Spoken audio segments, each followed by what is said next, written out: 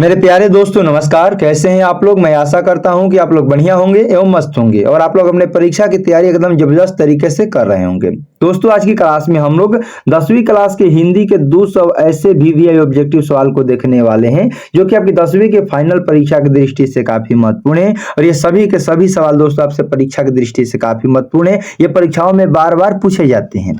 तो आइए दोस्त देखते हैं कि पहला सवाल क्या है। यदि आप हमारे चैनल पर नए हैं तो चैनल को सब्सक्राइब कर दीजिए, इस वीडियो को लाइक कर दीजिए। यदि आपका कोई भी दोस्त मित्र भाई बहन 10वीं की कंप्लीट तैयारी करना चाहते हैं तो इस वीडियो को शेयर करके सब्सक्राइब जरूर करवाइए। और देखिए दोस्त पहला सवाल आपकी स्क्रीन पर दिया गया है कि मंगम्मा को किससे विवाद था। जो मंगमा थी उसको किससे विवाद था, तो मंगमा को अपने बहू से ही विवाद था। अगला सवाल है कि नजम्मा मगम्मा की कौन थी। तो जो मंगमा की कौन लगती थी नजम्मा, तो जो नजम्मा है वो मंगमा की बहू है। नजम्मा मगम्मा की बहू है। अगला सवाल है कि क्यों री राक्षसी इस छोटे से बच्चे को क्यों पीट रही है, ऐसा किसने कहा। क्यों री राक्षसी इस छोटे से बच्चे को क्यों पीट रही है, ऐसा मगम्मा ने कहा। ऑप्शन नंबर ए हो जाएगा। अगला सवाल है बहादुर पर कितने रुपए की चोरी का इल्जाम लगा हुआ था। तो बहादुर पर टोटल 11 रुपए की चोरी का इल्जाम लगा हुआ था। अगला सवाल है कि बहादुर से मार खाकर भैंस भागी भागी किसके पास चली गई। तो बहादुर से मार खाने के बाद जो भैंस थी वो भागी भागी बहादुर की माँ के पास चली गई। ऑप्शन नंबर बी हो जाएगा। और ये 2 बार आपसे परीक्षा में पूछ चुका है। अगला सवाल है कि बहादुर का बाप कहाँ मारा गया था। तो बहादुर का बाप युद्ध में मारा गया था। अगला सवाल है कि मगम्मा कहाँ की रहने वाली है। तो जो मगम्मा है वो औलूर के पास किसी गांव की रहने वाली है। ऑप्शन नंबर ए हो जाएगा। अगला सवाल है कि मगम्मा किस भाषा की कहानी है। जो मगम्मा कहानी है, दही वाली मगम्मा कहानी है, वो किस भाषा की कहानी है। तो यह कन्नड़ भाषा की कहानी है। अगला सवाल है गुरु नानक जी के पिताजी का नाम क्या था। तो गुरु नानक जी के पिताजी का नाम कालूचंद खत्री था और माता का नाम तृप्ता था। ये इसको याद रखिएगा। तो गुरु नानक जी के पिताजी का नाम कालूचंद खत्री था। अगला सवाल है बिरजू महाराज की कितनी संतानें थी। तो बिरजू महाराज की 2 संतानें थी। अगला सवाल है बिरजू महाराज के चाचा जी का नाम क्या था। तो बिरजू महाराज जी के चाचा का नाम शंभू महाराज था। अगला सवाल है शंभू महाराज बिरजू महाराज के कौन थे। शंभू महाराज बिरजू महाराज के कौन थे। तो जो शंभू महाराज जी थे वो बिरजू महाराज के चाचा जी का नाम था। अगला सवाल है कि गुरु नानक के माता जी का नाम क्या था। तो गुरु नानक जी के माता जी का नाम तृप्ता था जबकि पिताजी का नाम कालूचंद्र खत्री था। अगला सवाल है कि सुलक्षणी कौन थी। जो सुलक्षणी गुरु नानक जी की पत्नी का नाम था। ऑप्शन नंबर डी हो जाएगा। अगला सवाल है गुरु नानक के पद किस भाषा में रचित है। तो गुरु नानक के जो पद है वो पंजाबी मिश्रित ब्रज भाषा में रचित है।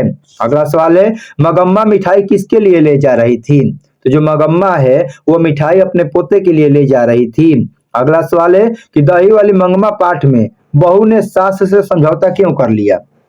तो दही वाली मंगमा पाठ में बहू ने सास से समझौता डर से कर लिया। ऑप्शन नंबर क्या हो जाएगा, ए हो जाएगा। अगला सवाल है श्रीनिवास जी का जन्म कहाँ हुआ था। तो श्रीनिवास जी का जन्म कर्नाटक के कोलार में हुआ था। अगला सवाल है गुरु नानक जी के जन्म स्थान को क्या कहते हैं। गुरु नानक जी के जन्म स्थान को क्या कहते हैं। तो इनके जन्म स्थान को नाना काना साहब कहा जाता है। अगला सवाल है कि मूक नायक क्या है। मूक नायक क्या है। तो मूक नायक एक पत्रिका है जो आप लोग हिंदी के पहला चैप्टर में आप लोग पढ़े होंगे। अगला सवाल है भीमराव अम्बेडकर की मृत्यु कब और कहाँ हुई थी। तो डॉक्टर भीमराव अम्बेडकर की मृत्यु दिल्ली में हुआ था और 1956 ईस्वी में हुआ था। अगला सवाल है कि रसखान किस विषय में सिद्ध थे। तो जो रसखान जी थे वो सवैया छंद में सिद्ध थे। अगला सवाल है सुजान रसखान किनकी रचना है।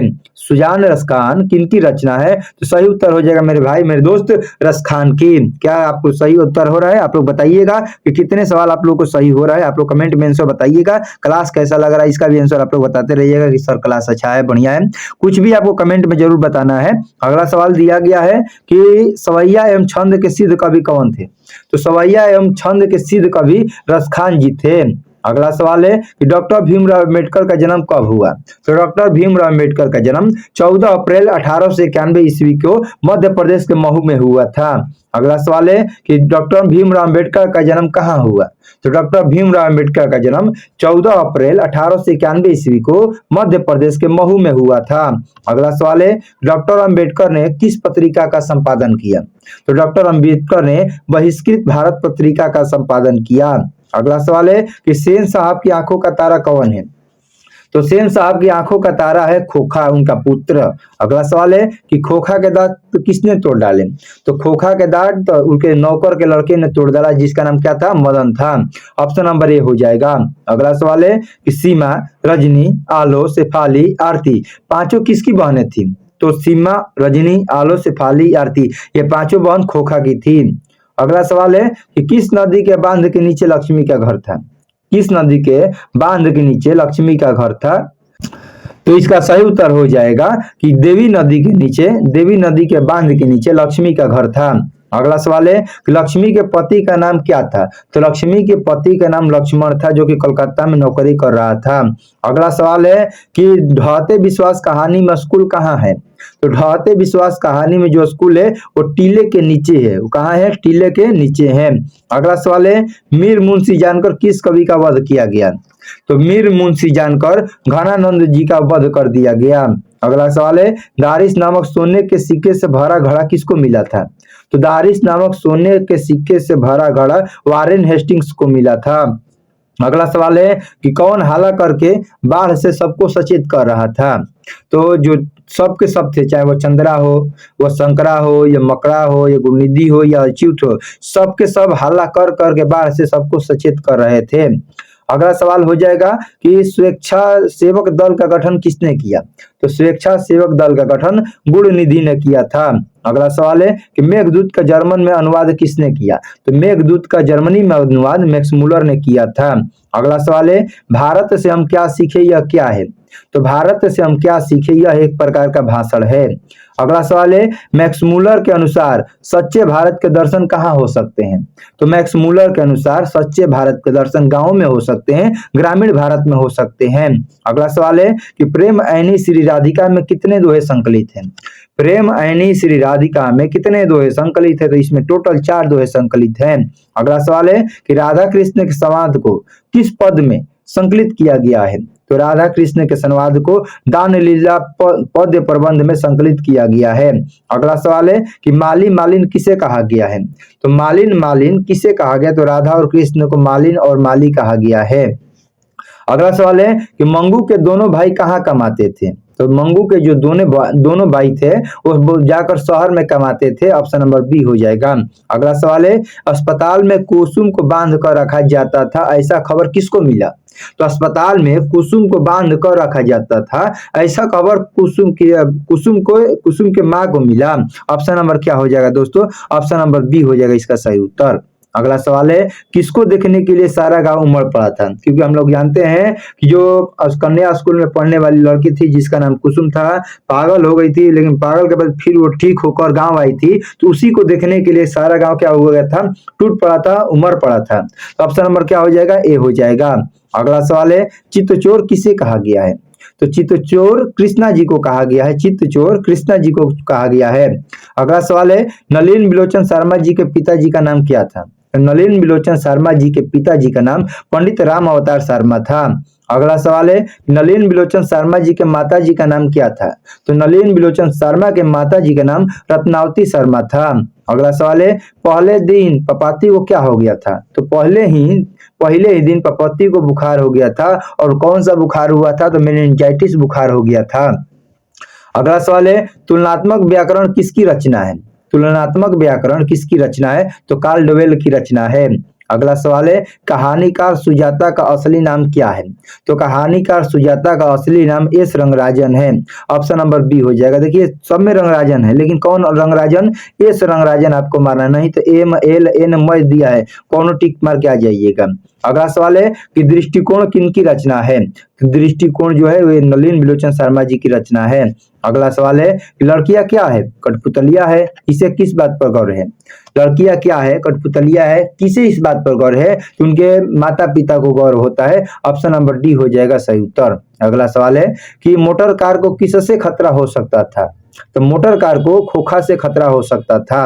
अगला सवाल है कि कौन मनुष्य का आदर्श नहीं बन सकती? तो जो बंदरिया है वह मनुष्य का कभी आदर्श नहीं बन सकती। अगला सवाल है कि देवताओं का राजा किसे संबोधित कहा गया है? यानी कि देवताओं का राजा किसे कहा जाता है? तो देवताओं का राजा इंद्र को कहा जाता है। अगला सवाल है कि घनानंद की भाषा क्या है? घनानंद की भाषा क्या है? तो घनानंद की भाषा जो है वो शुद्ध और परिष्कृत दोनों है। क्या ऐसा कहीं दोनों ऑप्शन में है? तो यस सर, आपका ऑप्शन डी हो जाएगा, शुद्ध और परिष्कृत दोनों है। अगला सवाल है कि घर वाले के रहते एक अच्छी साड़ी नसीब नहीं हुई, ऐसा किसने कहा? घर वालों के रहते हुए एक भी आज तक अच्छी साड़ी नसीब नहीं हुई, ऐसा कहना मंगम्मा का था। ऑप्शन नंबर ए हो जाएगा। अगला सवाल है भारतीय संविधान का निर्माता किसे कहा जाता है? तो भारतीय संविधान के निर्माता डॉक्टर भीमराव अम्बेडकर को कहा जाता है। अगला सवाल है कि नख किसका प्रतीक है? जो नाखून है यह किसका प्रतीक है? तो यह पशुता का प्रतीक है, ना कि ऑप्शन नंबर सी मार के मत आ जाइएगा। जो नाखून है यह पशुता का प्रतीक है। अगला सवाल है कि पृथ्वीराज रासो किनका संपादन है? पृथ्वीराज रासो किनका संपादन है? तो हजारी प्रसाद द्विवेदी जी के रचना है, संपादन है। अगला सवाल है स्वदेशी पाठ के रचनाकार कौन है? तो स्वदेशी पाठ के रचनाकार प्रेमघन जी है। ऑप्शन नंबर डी हो जाएगा। अगला सवाल है कि डॉक्टर भीमराव अंबेडकर का अगम्य हिंदी के कितने खंडों में प्रकाशित हो चुका है? तो डॉक्टर अंबेडकर जी के जो अगम्य हिंदी है वह कितने खंडों में? तो 21 खंडों में प्रकाशित हो चुका है। अगला सवाल है कि अति सुधो स्नेह को मार्ग है जहां ने कुछ सेनापक बांक नहीं, यह किस कवि ने कहा है? यह किस पंक्ति का है? तो इसका सही उत्तर हो जाएगा घनानंद जी के पंक्ति का है। अगला सवाल है कि घनानंद कवि है, घनानंद कवि है या रीति मुक्त के कवि है? घनानंद जी रीति मुक्त के कवि है। अगला सवाल है स्वदेशी पाठ के अनुसार अब हिंदू लोग मिलने पर आपस में किस भाषा में बात नहीं करते हैं? तो स्वदेशी पाठ के अनुसार अब हिंदू लोग मिलने पर आपस में हिंदी भाषा में बात नहीं करते हैं। अगला सवाल है कि प्रयाग रामागम नाटक किसकी रचना है? तो प्रयाग रामागम ये जो रचना है यह प्रेमघन जी की रचना है। अगला सवाल है अगले दिन सीता ने क्या कर दिया? अगले दिन सीता ने क्या किया? तो अगले दिन सीता ने घर को छोड़ दिया। अगला सवाल है कि मोह असुवन निहि लय बरसो कौन कहते हैं? मोह असुवन निहि लय बरसो यह घनानंद जी के द्वारा कहा जाता है। आप लोग पढ़े हैं तो देखिएगा वहां ऐसा कहीं लिखा हुआ है, उसी को आप लोग को देखिए हिंदी के कविता को आपको जरूर से जरूर रटना है, याद नहीं है कम से कम देखना कि कहाँ से ये पूछा गया है। तो ऑप्शन नंबर सी हो जाएगा। अगला सवाल है कि घनानंद ने किस मार्ग को अत्यंत सीधा और सरल कहा है? तो सभी लोग जानते हैं जो प्रेम का मार्ग होता है वो सीधा और सरल होता है, न कि क्रोध घृणा कपट वाला। तो ऑप्शन नंबर क्या हो जाएगा? बी। जो नहीं पढ़े वो भी इसका आंसर बता सकते हैं। अगला सवाल है कि मैक्स मूलर के पिताजी का नाम क्या था? तो मैक्स मूलर जी के पिताजी का नाम विलहेल्म मूलर था, विलहेल्म मूलर था। ऑप्शन नंबर ए हो जाएगा। अगला सवाल है यह बात अच्छी नहीं लगती कि माँ महीने भर इधर उधर लुढ़कती रहे, यह किसने कहा? यह बात अच्छी नहीं लगती कि माँ महीने भर इधर उधर लुढ़कती रहे, यह कथन कैलाश ने कहा था। अगला सवाल है कि भर आई आंखें पोंछकर किसने आकाश की ओर देखा? आंख में आंसू पोंछ अपने आंख के आंसू को पोंछकर किसने आकाश की ओर देखा? तो कैलाश की माँ सीता ने देखा। अगला सवाल है कि अरे अपनी अमीरी दिखाने के लिए रसमलाई भेजी है क्या? यह किसने कहा? अरे अपनी अमीरी दिखाने के लिए रसमलाई भेजी है क्या? यह बीजू की पत्नी पुष्पा ने कहा था। ऑप्शन नंबर सी हो जाएगा। अगला सवाल है कि नालंदा विश्वविद्यालय की स्थापना किसने किया? तो नालंदा विश्वविद्यालय की स्थापना कुमार गुप्त ने किया था। अगला सवाल है कि कौन प्राचीनतम भाषा है? इनमें से सबसे प्राचीन भाषा जो है वह है संस्कृत भाषा। अगला सवाल है कि मैक्स मूलर की मृत्यु कब हुई? तो मैक्स मूलर की मृत्यु 1900 ईस्वी में हुआ था, लेकिन दो ऑप्शन में तो 24 है, 28 है। तो हम लोग क्या याद रखना पड़ेगा? तो मैक्स मूलर की मृत्यु 24 नहीं 28 अक्टूबर 1900 ईस्वी को हुआ था। ऑप्शन नंबर डी हो जाएगा। अगला सवाल है गुणाकर मूल्य का जन्म कहाँ हुआ था? तो गुणाकर मूल्य का जन्म महाराष्ट्र में हुआ था।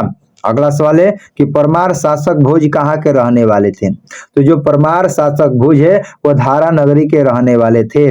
अगला सवाल है गुप्तों की राजधानी को क्या कहा जाता होगा? गुप्तों की राजधानी को क्या कहा जाता है? यहाँ पर हो जाएगा देवनगर। गुप्तों की राजधानी को देवनगर कहा जाता है। अगला सवाल है, किसके अध्ययन क्षेत्र में भारत के कारण नवजीवन का संचार हो चुका है? तो नीति कथा के अध्ययन क्षेत्र में भारत के कारण नवजीवन का संचार हो चुका है। अगला सवाल है कि खून की सगाई किनकी रचना है, किनकी कहानी है? तो जो खून की सगाई है यह ईश्वर पेटलिकर जी के द्वारा लिखा गया है। अगला सवाल है, अपने पुत्रों के बालक उन्हें बिल्कुल अच्छे नहीं लगते और पगली मंगू को छाती से अलग नहीं करती, ऐसा किसने कहा? तो ऐसा फिर से पढ़िए, आपको इसी में आंसर मिल जाएगा। अपने लड़कों को उन्हें बिल्कुल अच्छा नहीं लगता, उनके अपने पुत्र के बच्चे उनको अच्छा नहीं लगते हैं, लेकिन जो पगली मंगू है उसी को दिन भर छाती से लगा कर रहती है, अलग नहीं रखती है, ऐसा किसने कहा? तो ये ऐसा कथन कौन कह सकता है? बहू ही तो कह सकते हैं। कभी पड़ोसन तो नहीं कहेगी, डॉक्टर नहीं कहेगा, बेटा नहीं कहेगा, कौन कहेगी? बहू। अगला सवाल है कि गुणाकर मूल्य ने विभिन्न विषयों पर कितने निबंध लिखे? तो गुणाकर मूल्य ने विभिन्न विषयों पर 2500 से अधिक निबंध लिखे। अगला सवाल है, भारत माता की आंखें झुकी हुई है। तो भारत माता की आंखें चिंता से झुकी हुई है। अगला सवाल है, कवि सुमित्रानंद पंत के अनुसार भारत माता की कितनी संतानें दरिद्रता और अभाव से ग्रसित है? तो भारत माता की लगभग 30 करोड़ जो संतान है वह सुमित्रा पंत जी के अनुसार अभी भी दरिद्र से अभाव से क्या है? ग्रसित है। अगला सवाल है कि माँ के भाव एवं ममता के बातों को कौन समझ गया था? तो माँ के भाव और ममता के भाव को उनके पुत्र समझ गए थे, उनके लड़के समझ गए थे। अगला सवाल है, मंगू 14 वर्ष की कब हो जाती है? तो मंगू जब अगहन का महीना आता है तो वह 14 वर्ष की हो जाती है। अगला सवाल है कि मंगू के बड़ी बहन की शादी कब हुई थी? मंगू की बड़ी बहन की शादी 14वें वर्ष में हो गया था। ऑप्शन नंबर बी हो जाएगा। अगला सवाल है कि दिनकर किस काल के प्रमुख कवि है? तो जो दिनकर जी है वह उत्तर छायावाद काल के प्रमुख कवि है। ये 2 बार आपसे भी परीक्षा में पूछा है, तो रटते रहिएगा इस सवाल को। किसके हुंकारों से महलों की नींव उड़ जाती है? किसके हुंकारों से महलों की नींव उड़ जाती है? तो जनता के हुंकार से महलों की नींव उड़ जाती है। अगला सवाल है, बहादुर लेखक के घर से अचानक क्यों चला गया? तो जो बहादुर है लेखक के घर से अचानक इसलिए चला गया क्योंकि स्वयं के प्रति लेखक तथा उनके घर वालों के व्यवहार में आए परिवर्तन के कारण बहादुर घर छोड़कर भाग गया लेखक का। अगला सवाल है, I want that girl admitted now, ऐसा किसने कहा? I want that girl admitted now ऐसा कौन किसने कहा? तो बड़े डॉक्टर ने कहा था। अगला सवाल है, पापत्ती को उसकी माँ इलाज के लिए कौन से शहर लेकर गई थी? तो पापत्ती को उसकी माँ इलाज के लिए मदुरई लेकर गई थी। अगला सवाल है, अंदर किसी को देखने जाने का नियम नहीं है, ऐसा किसने कहा? तो ऐसा कहने वाले मेटून थे जिन्होंने कहा था कि अंदर किसी को देखने जाने का नियम नहीं है। अगला सवाल है, भारत की राष्ट्रीय क्षमता का पूर्ण विकास किस व्यवस्था में संभव है? तो भारत की राष्ट्रीय क्षमता का पूर्ण विकास समाजवादी पूर्ण व्यवस्था में संभव है। अगला सवाल है, लेखक रामविलास शर्मा के गांव का नाम क्या था? देखिए चारों ऑप्शन आपको एक ही जैसा लगेगा, लेकिन आप लोग पढ़े होंगे तो आप लोग बता सकते हैं कि लेखक रामविलास शर्मा जी के गांव का नाम क्या था? तो उनके गांव का नाम उच्चगांव सानी था। उच्चगांव सानी था, न कि उच्चगांव सैनी, मत मार देना। ऑप्शन नंबर बी हो जाएगा। अगला सवाल है, वल्ली अमाल से कहाँ के डॉक्टर ने पपत्ती को लेकर मदुरई जाने को कहा था? तो वली अमाल से वो कहाँ के डॉक्टर ने? तो गांव के ही डॉक्टर ने बोला था इसको जाकर शहर में दिखाओ, मदुरई शहर में जाकर दिखाओ। किसको? पापत्ती को। अगला सवाल है कि जो पापत्ती है वो किस पर लेटी हुई थी? तो जो पापत्ती है वह स्ट्रेचर पर लेटी हुई थी और उसको बहुत तेज बुखार हो गया था और उस बुखार का नाम क्या है? मेनिंजाइटिस है। अगला सवाल है कि प्राचीन काल में दक्षिण भारत के लोग कैसा नाखून रखते थे? तो प्राचीन काल में दक्षिण भारत के लोग छोटे छोटे नाखूनों को रखना पसंद करते थे। अगला सवाल है कि एक वृक्ष की हत्या कविता में वृक्ष और कवि के बीच में कैसा संबंध है? तो एक वृक्ष की हत्या कविता में वृक्ष और कवि के बीच में मित्रता वाला संबंध है। अगला सवाल है, कवि को बूढ़ा चौकीदार वृक्ष हमेशा कहाँ पर मिलता था? कवि को बूढ़ा चौकीदार वृक्ष हमेशा घर के दरवाजे पर मिलता था। अगला सवाल है, एक वृक्ष की हत्या शीर्षक कविता में वृक्ष की सूखी डाली किसकी तरह थी? एक वृक्ष की हत्या शीर्षक कविता में वृक्ष की जो सूखी डाली थी वह राइफल की तरह थी। अगला सवाल है कि दधीची के हड्डियों से क्या बना था? तो इसका सही उत्तर हो जाएगा इंद्र का वज्र, दधीची मुनि का हड्डी से बना था। अगला सवाल है, डॉक्टर अंबेडकर के पिताजी का नाम क्या था? तो डॉक्टर अंबेडकर के पिताजी का नाम रामजी सकपाल था। अगला सवाल है, बिरजू महाराज को संगीत भारती से जोड़ने में किनका योगदान था? तो बिरजू महाराज को संगीत भारती से जोड़ने में कपिला जी का महत्वपूर्ण योगदान था। अगला सवाल है, अशोक वाजपेयी के पिताजी का नाम क्या था? तो अशोक वाजपेयी के पिताजी का नाम परमानंद वाजपेयी था। ऑप्शन नंबर बी हो जाएगा। अगला सवाल दिया गया है कि जाति प्रथा श्रम विभाजन के साथ साथ किसका रूप लिया हुआ है? तो जो जाति प्रथा है वो श्रम विभाजन के साथ साथ श्रमिक विभाजन का भी रूप लिया है। अगला सवाल है, आलोक पर्व किसकी रचना है? आलोक पर्व किनकी रचना है? तो यह हजारी प्रसाद द्विवेदी जी की रचना है, जिनका नाम क्या है? आलोक पर्व है। अगला सवाल है, हजारी प्रसाद द्विवेदी जी का जन्म कब हुआ? हजारी प्रसाद द्विवेदी का जन्म 1907 ईस्वी में हुआ था। अगला सवाल है, अविनियो किस नदी पर स्थित है? अविनियो किस नदी पर स्थित है? तो अविनियो रोन नदी पर स्थित है। अगला सवाल है, विलनव क्या है? विलनव क्या है? तो एक छोटे से गांव का नाम है जिसका नाम विलनव है। अगला सवाल है, विनोद कुमार शुक्ल किस कृषि विज्ञान में किसी विश्वविद्यालय में एसोसिएट प्रोफेसर थे? तो विनोद कुमार शुक्ल जी इंदिरा गांधी कृषि विश्वविद्यालय में प्रोफेसर थे। अगला सवाल है, हजारी प्रसाद द्विवेदी का जन्म कहाँ हुआ? तो हजारी प्रसाद द्विवेदी का जन्म बलिया उत्तर प्रदेश में हुआ था। अगला सवाल है कि भारतीय किस तरह से अंग्रेजी के दास हो गए हैं? अंग्रेजी के दास जो हो गए हैं भारतीय लोग, तन और मन दोनों से हो गए हैं। भारतीय तन और मन दोनों से अंग्रेजों के दास हो गए हैं, अंग्रेजी के दास हो गए हैं। अगला सवाल है कि बद्रीनाथ चौधरी प्रेमघन की रचनाएं किस नाम से संग्रहित थे? तो बद्री नारायण चौधरी जो प्रेमघन के नाम से मशहूर है, उनके रचना को प्रेमघन सर्वत्र से संग्रहित किया गया है। अगला सवाल है, मछली कहानी में दीदी के प्रेमी का नाम क्या था? तो मछली कहानी में दीदी का प्रेमी का नाम नरेन था। अगला सवाल है कि संतू भीगने से बचने के लिए कहाँ खड़ा हो गया? तो संतू भीगने से बचने के लिए मकान के नीचे खड़ा हो गया। अगला सवाल है, संतू अचानक क्या लेकर भाग गया? तो संतू अचानक मछली लेकर भाग गया। अगला सवाल है, प्रेमघन अपना आदर्श किसे मानते हैं? तो प्रेमघन अपना आदर्श भारतेंदु हरिश्चंद्र को मानते हैं। अगला सवाल है, हिंदुस्तानी नाम सुनी अब ये सकुची लजात यह किस कविता से है? हिंदुस्तानी नाम सुनी अब ये सकुची लजात यह स्वदेशी कविता से लिया गया है। अगला सवाल है, तीन बेटे दो वक्त की रोटी और एक माँ यह किस कहानी की है? तीन बेटे दो वक्त की रोटी एक माँ यह किस पंक्ति से? यदि आप पढ़े नहीं है तो जानते हो क्या मारेंगे आप लोग? ऑप्शन नंबर ए मार के आ जाएंगे। लेकिन इसका सही उत्तर क्या हो जाएगा? धरती कब तक घूमेगी, ये इसका सही उत्तर होगा।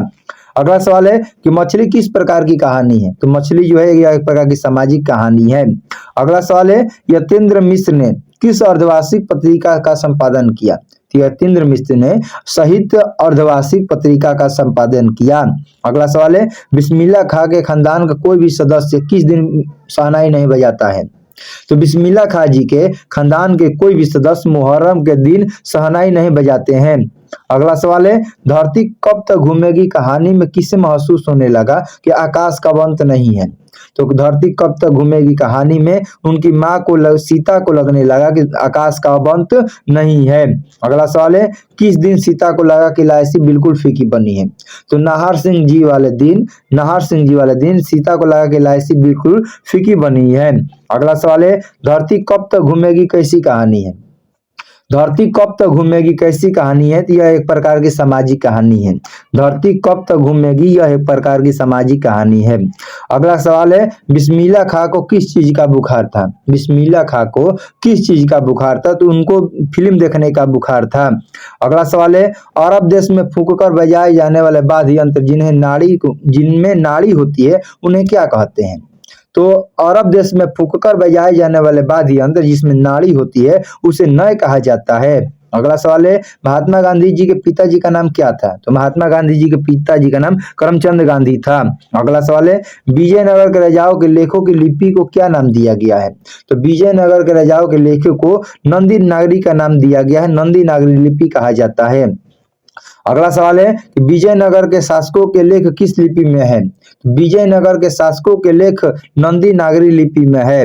अगला सवाल है, कौन चाहते थे कि सभी देशों की संस्कृति उनके घर के पास से बहती रहे?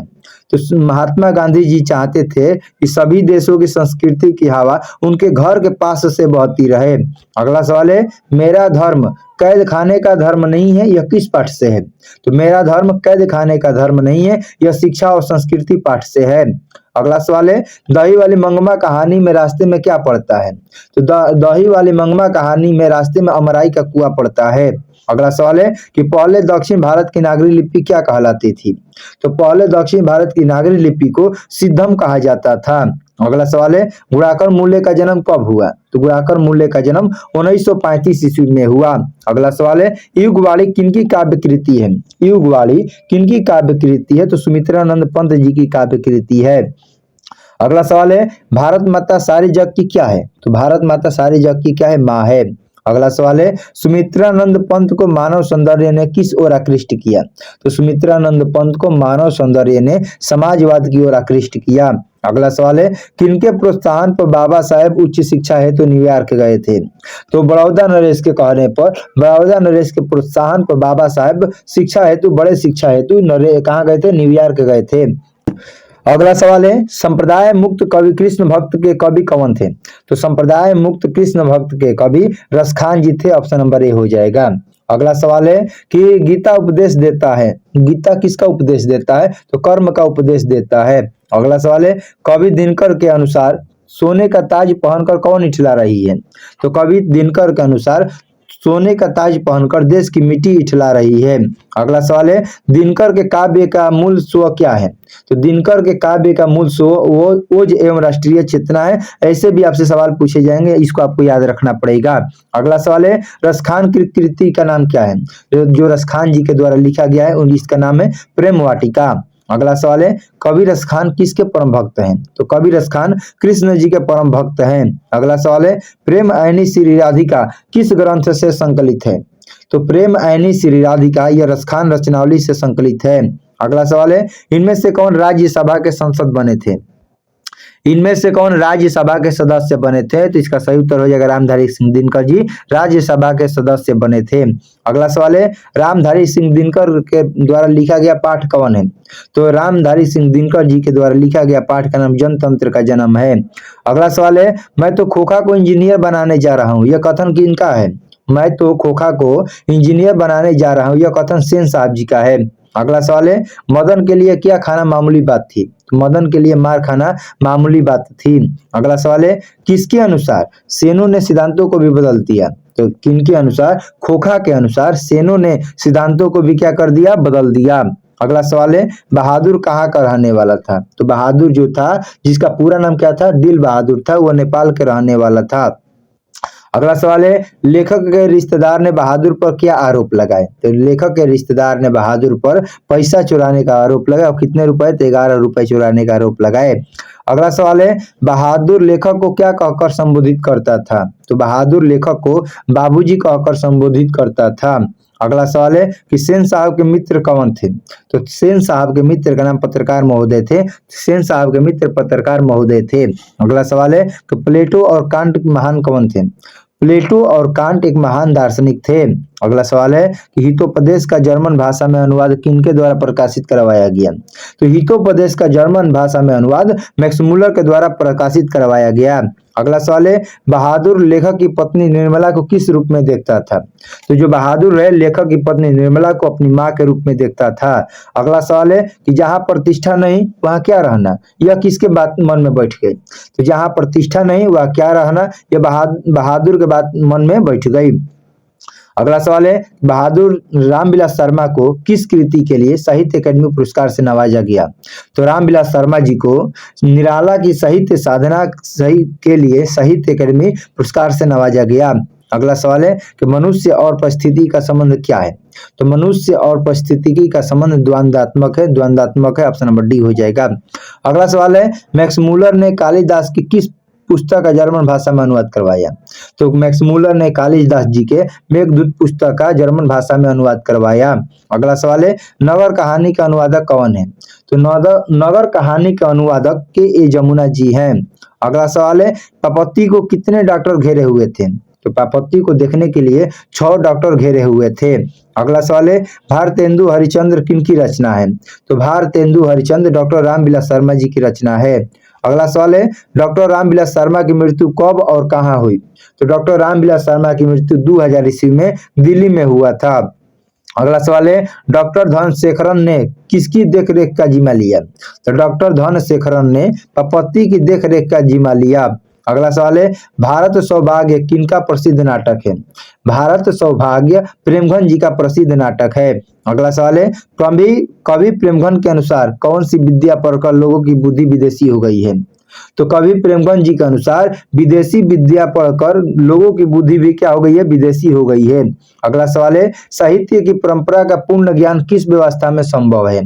तो साहित्य की परंपरा का पूर्ण ज्ञान समाजवादी व्यवस्था में संभव है। अगला सवाल है, अज्ञे का निधन कब हुआ? तो अज्ञे का निधन 4 अप्रैल 1987 को हुआ। अगला सवाल है, शेखर एक जीवनी उपन्यास किनकी रचना है? तो शेखर एक जीवनी जो है वो उपन्यास जो है यह अज्ञे के द्वारा लिखा गया है। सच्चिदानंद हीरानंद वात्स्यायन अज्ञे जी के द्वारा लिखा गया है। अगला सवाल है कि दाल का हलवा किसने बनाया था? तो दाल के हलवा कैलाश की पत्नी ने बनाया था। अगला सवाल है, रसमलाई किसने बनाया था? तो रसमलाई भौरी ने बनाया था। अगला सवाल है कि दाल का हलवा आप ही के लिए तो बनाया है, खूब पेट भर के खाना, ऐसा किसने कहा? तो दाल का हलवा आप ही के लिए ही बनाया गया है, खूब पेट भर के खाना, ऐसा राधा ने कहा। अगला सवाल है, अज्ञे का जन्म कब हुआ? अज्ञे का जन्म 7 मार्च 1911 को हुआ था। अगला सवाल है, कवि के अनुसार चौकीदार वस्त्र कैसा पहनता है? तो कवि के अनुसार चौकीदार मैला कुचला वस्त्र पहनता है। अगला सवाल है, कुंवर नारायण कवि है? कुंवर नारायण नगर संवेदना के कवि है। अगला सवाल है, इधर उधर लुढ़कने से तो अच्छा ही है कि अपनी जगह पड़ी रहेगी, ऐसा किसने कहा? तो इधर उधर लुढ़कने से तो अच्छा ही है कि अपनी जगह पे पड़ी तो रहेगी, ऐसा कथन बीजू ने कहा था। अगला सवाल है, भारतीय लिपियों की कहानी किनकी प्रसिद्ध रचना है? भारतीय लिपियों की कहानी ये किनकी रचना है? तो गुणाकर मूले जी का रचना है। अगला सवाल है, इस्लामी शासक का प्रारंभ काल कौन है? तो इस्लामी शासक का प्रारंभ काल 12वीं शताब्दी को माना गया है। अगला सवाल है, दूर से ही ललकारता कौन, मैं जवाब देता दोस्त, पंक्ति किस पाठ से है? यह आपका सही उत्तर हो जाएगा, एक वृक्ष की हत्या से। अगला सवाल है, बिरजू महाराज की पहली शिष्या कौन थी? तो बिरजू महाराज की पहली शिष्या का नाम रश्मि था। अगला सवाल है, इबादत का अर्थ क्या होता है? इबादत का अर्थ होता है उपासना करना। अगला सवाल है, किसने शास्त्रीय नृत्य कला को गति और चमक प्रदान की? तो बिरजू महाराज जी ने शास्त्रीय नृत्य कला को गति और चमक प्रदान की। अगला सवाल है, गुणाकर मूल्य का मृत्यु कब हुई? तो गुणाकर मूल्य जी का मृत्यु 2009 ईस्वी में हुआ। अगला सवाल है, भारत माता कहाँ निवास करती है? तो भारत माता जो है वह गांव में निवास करती है, सच्चे भारत की दर्शन गांव में होता है। अगला सवाल है, सुमित्रानंद पंत के अनुसार भारत माता किसकी मूर्ति है? तो सुमित्रानंद पंत के अनुसार भारत माता उदास मिट्टी की मूर्ति है, उदास माटी की मूर्ति है। अगला सवाल है, पंडित बिरजू महाराज लखनऊ घराने की किस पीढ़ी के कलाकार थे? तो पंडित बिरजू महाराज लखनऊ घराने के 7वें पीढ़ी के कलाकार थे। अगला सवाल है, जब दिल्ली में हिंदू मुस्लिम दंगे होने लगे तो डर के मारे बिरजू महाराज और उनकी अम्मी कहाँ चली गई? तो जब दिल्ली में हिंदू मुस्लिम के दंगे होने लगे तो डर के मारे बिरजू महाराज और उनकी अम्मा लखनऊ चले गए। अगला सवाल है, फ्रांस का प्रमुख कला केंद्र कौन है? तो फ्रांस का प्रमुख कला केंद्र अविन्यो रहा है। अगला सवाल है, अविन्यो क्या है? अविन्यो क्या है? तो अविन्यो एक ईसाई मठ है। अगला सवाल है कि पिकासो की प्रसिद्ध रचना का इनमें से कौन है? तो पिकासो की प्रसिद्ध रचना का नाम द मादामोजेल द अविन्यो है, ऑप्शन नंबर ए हो जाएगा। अगला सवाल, भूसियन नहीं है, कैरियुसियन संप्रदाय किसमें विश्वास करता है? तो कैरियुसियन संप्रदाय मौन पर विश्वास करता है। अगला सवाल है, लाल शतरूज की इमारत पर क्रांति के बाद किनका कब्जा हो गया?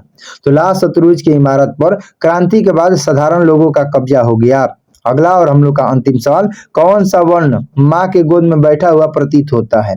तो जो अंगौ है वो माँ के गोद में बैठा हुआ प्रतीत होता है, ऑप्शन नंबर ए हो जाएगा। और यहाँ से टोटल हम लोगों ने 200 सवालों को दोस्तों देख लिया। आप सभी को इतना तक बने रहने के लिए, वीडियो में अंत तक बने रहने के लिए धन्यवाद आप सभी लोगों का। तो चलिए दोस्त, आज की क्लास को यहीं पर समाप्त करते हैं। क्लास कैसा लगा कमेंट में जरूर बताइए। यदि आप हमारे चैनल पर नए हैं तो चैनल को सब्सक्राइब कर दीजिए, इस वीडियो को लाइक कर दीजिए। यदि आपका कोई भी दोस्त, मित्र, भाई बहन 10वीं की कंप्लीट तैयारी करना चाहते हैं तो इस वीडियो को शेयर करके सब्सक्राइब जरूर कीजिए। मिलते हैं ऐसे ही कंटेंट के साथ अगले क्लास में, तब तक के लिए आपको जय हिंद, जय भारत।